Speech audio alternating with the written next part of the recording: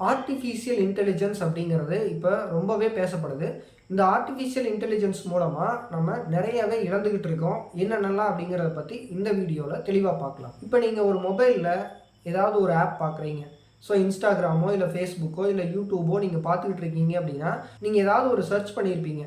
இப்போ நீங்க சமையல் குறிப்பு பார்க்கலாம். இல்ல அப்படின்னா காஸ்மெட்டிக்ஸ் பார்க்குறீங்க. இந்த மாதிரி ஏதாவது ஒண்ணு ஸ்போர்ட்ஸ பத்தி பார்க்குறீங்க அப்படின்னா, நீங்க பார்த்தத என்ன பண்ணும் அப்படின்னா, இந்த ஆர்ட்டிஃபிஷியல் இன்டெலிஜென்ஸ் என்ன பண்ணுது அப்படின்னா, ஸோ நீங்க என்ன சர்ச் பண்ணீங்களோ அதுக்கு தகுந்த மாரி உங்களோட ஃபீடுல அது காட்டுது.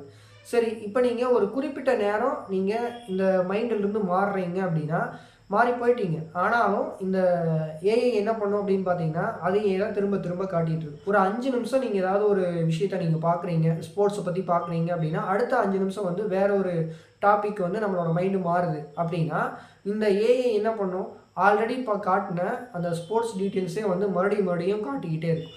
நம்ம அதுக்கு அடிமையாயிட்டோம். ஸோ அந்த ஆர்ட்டிஃபிஷியல் இன்டெலிஜென்ஸ் என்ன காட்டுதோ அதன்படி தான் நம்ம பார்க்க வேண்டியதா இருக்கு. இப்போ நீங்க Amazonல ஏதாவது ஒரு பொருள சர்ச் பண்ணிட்டு YouTubeக்கு போறீங்க அப்படின்னா, அந்த ஆட என்ன பண்ணுது அப்படின்னா, அது காட்டுது.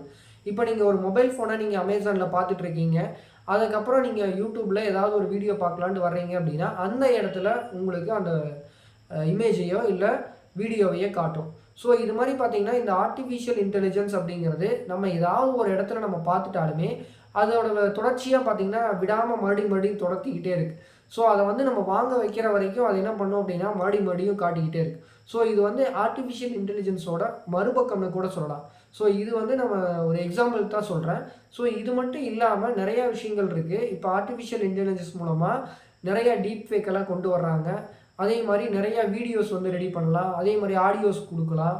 இப்போ ஏதாவது ஒரு தலைவர்கள் இறந்துட்டாங்கன்னா, அவங்கள வந்து பேசுற மாரி கொண்டு வர்றாங்க. ஸோ இந்த ஏஐ அப்படிங்கிறத பொறுத்தவரைக்கும் பார்த்தீங்கன்னா, நம்ம என்ன பார்க்குறோமோ, அத விட்டுட்டு ஏஐ குடுக்குறத நம்ம வந்து பார்க்க வேண்டிய சூழ்நிலையில நம்ம இருக்கிறோம்.